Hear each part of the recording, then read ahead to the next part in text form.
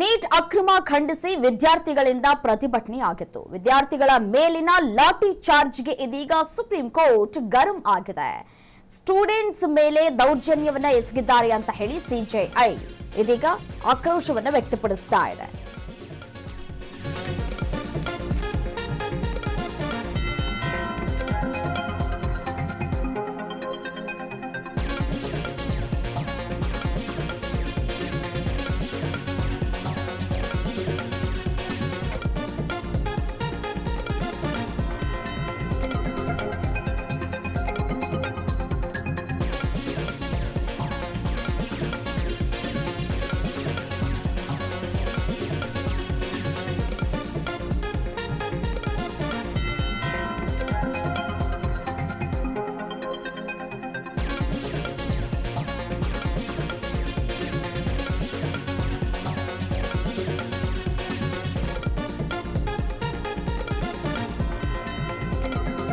Students ಮೇಲೆ ದೌರ್ಜನ್ಯವನ್ನ ಎಸಗಿದ್ದಾರೆ ಅಂತ ಹೇಳಿ ಸಿಜೆಐ ಅಭಿಪ್ರಾಯವನ್ನ ವ್ಯಕ್ತಪಡಿಸ್ತಾ ಇದೆ. ಭೀಕರ ಪೊಲೀಸ್ ದೌರ್ಜನ್ಯ ಅಂತ ಸಿಜೆಐ ಸೂರ್ಯಕಾಂತ್ ಅವರು ಆಕ್ರೋಶವನ್ನ ವ್ಯಕ್ತಪಡಿಸಿದ್ದಾರೆ. ವಿದ್ಯಾರ್ಥಿಗಳ ಮೇಲಿನ ಬಲ ಪ್ರಯೋಗಕ್ಕೆ ಕೋರ್ಟ್ ಅಸಮಾಧಾನವನ್ನ ವ್ಯಕ್ತಪಡಿಸ್ತಾ ಇದೆ.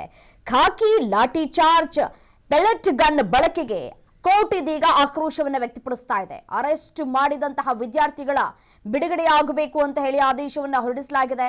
ಕ್ರಿಮಿನಲ್ ಕೇಸ್ ಇರೋರ ಮೇಲೆ ಮಾತ್ರ ನೀವು ಕ್ರಮವನ್ನ ತೆಗೆದುಕೊಳ್ಳಿ ಅಂತ ಹೇಳಿ ಸೂಚನೆಯನ್ನ ಕೂಡ ಕೊಟ್ಟಿದೆ. ಪಶ್ಚಿಮ ಬಂಗಾಳ, ಬಿಹಾರ, ಮಹಾರಾಷ್ಟ್ರ, ಯುಪಿ, ದೆಹಲಿ ಈ 4 ರಾಜ್ಯಗಳ ಪೊಲೀಸರಿಗೆ ಸುಪ್ರೀಂ ಕೋರ್ಟ್ನಿಂದ ನೋಟಿಸ್ ಅನ್ನ ಕೂಡ ನೀಡಲಾಗಿದೆ. ರಬ್ಬರ್ ಗುಂಡು, ಅಶ್ರುವಾಯು ಬಳಕೆಗೆ ಸುಪ್ರೀಂ ಇದೀಗ ಗರಂ ಆಗಿದೆ. ವಿದ್ಯಾರ್ಥಿಗಳ ಹೋರಾಟಕ್ಕೆ ಸುಪ್ರೀಂ ಕೋರ್ಟ್ ಇದೀಗ ಧೈರ್ಯ ತುಂಬುವಂತಹ ಕೆಲಸವನ್ನ ಕೂಡ ಮಾಡ್ತಾ ಇದೆ. ನೋಡಿ, ನೀಟ್ ಅಕ್ರಮವನ್ನ ಖಂಡಿಸಿ ವಿದ್ಯಾರ್ಥಿಗಳಿಂದ ದೆಹಲಿಯ ಜಂತರ್ ಮಂತರ್ನಲ್ಲಿ ತೀವ್ರವಾಗಿ ಆಕ್ರೋಶವನ್ನ ವ್ಯಕ್ತಪಡಿಸಿ ಪ್ರತಿಭಟನೆಯನ್ನ ಕೂಡ ನಡೆಸಲಾಯಿತು. ಈ ಪ್ರತಿಭಟನೆ ನಡೆಯುವಂತಹ ಸಂದರ್ಭದಲ್ಲಿ ಕಲ್ಲು ತೂರಾಟ, ಲಾಠಿ ಚಾರ್ಜ್ ಆಗುವಂತಹ ಕೆಲಸಗಳು ಕೂಡ ಆಯಿತು. ಸೊ ಹಾಗಾಗಿ ಒಂದೊಂದು ವಿಡಿಯೋ ಫುಟೇಜ್ಗಳನ್ನ ಗಮನಿಸಿದಂತಹ ಸುಪ್ರೀಂ ಕೋರ್ಟ್ ಇದೀಗ ಕಳವಳವನ್ನ ಕೂಡ ವ್ಯಕ್ತಪಡಿಸಿತ್ತು. ವಿದ್ಯಾರ್ಥಿಗಳ ಮೇಲೆ ಈ ರೀತಿಯಾಗಿ ದೌರ್ಜನ್ಯವನ್ನ ಮಾಡಿದ್ದೀರಿ, ಇದು ಎಷ್ಟರ ಮಟ್ಟಿಗೆ ಸರಿ? ವಿದ್ಯಾರ್ಥಿಗಳು ತಮ್ಮ ಹಕ್ಕನ್ನ ಇಲ್ಲಿ ಚಲಾಯಿಸಿದ್ದಾರೆ, ತಮ್ಮ ಹಕ್ಕನ್ನ ಅವ್ರು ಕೇಳಿದ್ದಾರೆ. ಹಾಗಾಗಿ ನೀವು ಪ್ರತಿಭಟನೆ ಮಾಡುವಂತಹ ಸಂದರ್ಭದಲ್ಲಿ ಅವರಿಗೆ ಪ್ರೊಟೆಸ್ಟ್ ಮಾಡೋದಕ್ಕೆ ನೀವು ಏನು ಮಾಡಬೇಕಾಗಿತ್ತು? ಅದ್ಯಾವುದನ್ನು ಕೂಡ ನೀವು ಮಾಡಿಲ್ಲ. ವಿದ್ಯಾರ್ಥಿಗಳ ಜೊತೆಗೆ ನಿಂತ್ಕೊಳ್ಬೇಕಾಗಿತ್ತು. ಅವರಿಗೆ ನೀವು ಪ್ರೊಟೆಸ್ಟ್ ಮಾಡುವಂತಹ ಸಂದರ್ಭದಲ್ಲಿ ಯಾವುದೇ ರೀತಿಯಾದಂತಹ ಸಮಸ್ಯೆಗಳು ಬಾರದ ರೀತಿಯಾಗಿ ನೋಡ್ಕೊಳ್ಬೇಕಾಗಿತ್ತು. ಬಟ್ ಆದ್ರೆ ಇಲ್ಲ, ಅದಾಗಿಲ್ಲ. ಅದರ ಬದಲಾಗಿ ವಿದ್ಯಾರ್ಥಿಗಳ ಮೇಲೆ ನೀವು ಲಾಠಿ ಚಾರ್ಜ್ ಅನ್ನ ಮಾಡಿದ್ದೀರಿ ಅಂತ ಹೇಳಿ ಇದೀಗ ಸುಪ್ರೀಂ ಕೋರ್ಟ್ ಗರಂ ಆಗಿದೆ.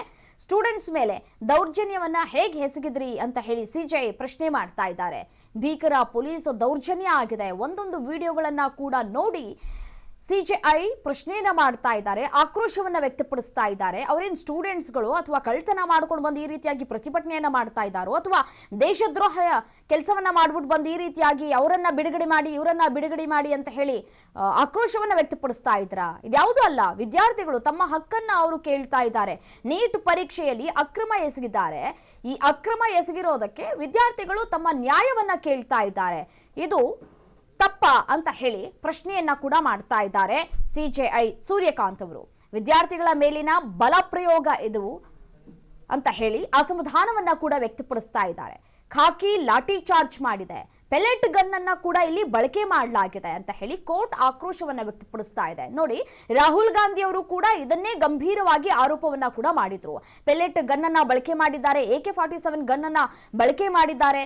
ವಿದ್ಯಾರ್ಥಿಗಳು ಅಂದ್ಕೊಂಡಿದ್ದಾರೋ ಅಥವಾ ಏನು ಅನ್ಕೊಂಡಿದ್ದಾರೆ ಅಂತ ಹೇಳಿ ಕ್ಷಮೆ ಯಾಚಿಸಬೇಕು ಅಂತ ಹೇಳಿ ತಮ್ಮ ಆಕ್ರೋಶವನ್ನ ಕೂಡ ವ್ಯಕ್ತಪಡಿಸಿದ್ರು. ಇನ್ನು ಇದು ಕೋರ್ಟ್ ಗಮನಕ್ಕೂ ಕೂಡ ತರುವಂತಹ ಕೆಲಸಗಳು ಕೂಡ ಆಗಿದೆ. ಸೊ ಹಾಗಾಗಿ ಆಕ್ರೋಶಗಳು ಕೂಡ ಹೆಚ್ಚಾಗ್ತಾ ಇದೆ. ಅರೆಸ್ಟ್ ಮಾಡಿರುವಂತಹ ವಿದ್ಯಾರ್ಥಿಗಳನ್ನ ನೀವು ಈ ಕೂಡಲೇ ಬಿಡುಗಡೆ ಮಾಡಬೇಕು ಅಂತ ಹೇಳಿ ಸುಪ್ರೀಂ ಕೋರ್ಟ್ ಆದೇಶವನ್ನ ಕೂಡ ಹೊರಡಿಸಿದೆ.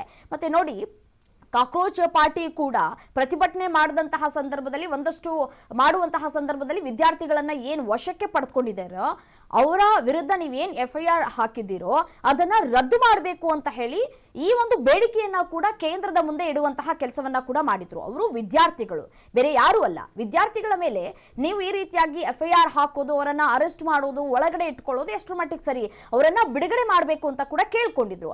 ಅದರಂತೆಯೇ ಇದೀಗ ಸುಪ್ರೀಂ ಕೋರ್ಟ್ ಅದನ್ನೇ ಕೂಡ ಹೇಳ್ತಾ ಇದೆ, ವಿದ್ಯಾರ್ಥಿಗಳನ್ನ ಬಿಡುಗಡೆ ಮಾಡಬೇಕು ಅಂತ ಹೇಳ್ತಾ ಇದೆ. ಮತ್ತೆ ನೋಡಿ, ಬರೀ ವಿದ್ಯಾರ್ಥಿಗಳಿಗೆ ಮಾತ್ರ ಇಲ್ಲಿ ಬಿಡುಗಡೆ ಮಾಡಿ ಅಂತ ಹೇಳಿ ಸುಪ್ರೀಂ ಕೋರ್ಟ್ ಹೇಳಿರೋದು. ಈ ಕ್ರಿಮಿನಲ್ ಬ್ಯಾಕ್ಗ್ರೌಂಡ್ ಇದ್ರಲ್ಲ, ಅಥವಾ ಈ ಕ್ರಿಮಿನಲ್ ಕೇಸ್ನಲ್ಲಿ ಏನು ಭಾಗಿಯಾಗಿದ್ದಾರಲ್ಲ ಅಂತವರನ್ನ ನೀವು ಬಿಡುಗಡೆ ಮಾಡಬೇಡಿ, ಅಂತವ್ರ ಮೇಲೆ ನೀವು ಕ್ರಮವನ್ನ ತೆಗೆದುಕೊಳ್ಳಿ ಅಂತ ಹೇಳಿ ಸೂಚನೆಯನ್ನ ಕೂಡ ಇಲ್ಲಿ ನೀಡಲಾಗಿದೆ. ನೋಡಿ, ಪಶ್ಚಿಮ ಬಂಗಾಳ ಆಗಿರ್ಬೋದು, ಬಿಹಾರ, ಮಹಾರಾಷ್ಟ್ರ, UP, ದೆಹಲಿಯ ಜಂತರ್ ಮಂತರ್ನಲ್ಲಿ ಪ್ರತಿಭಟನೆ ಆಯ್ತಲ್ಲ, ಆ 4 ರಾಜ್ಯಗಳ ಪೊಲೀಸರಿಗೆ ಇದೀಗ ಸುಪ್ರೀಂ ಕೋರ್ಟ್ ನೋಟಿಸ್ ಅನ್ನ ಕೊಡುವಂತಹ ಕೆಲಸವನ್ನ ಮಾಡಿದೆ. ರಬ್ಬರ್ ಗುಂಡು, ಅಶ್ರುವಾಯು ಯಾಕೆ ಬಳಕೆ ಮಾಡಿದ್ರಿ ಅಂತ ಹೇಳಿ ಸುಪ್ರೀಂ ಪ್ರಶ್ನೆಯನ್ನ ಮಾಡ್ತಾ ಇದೆ.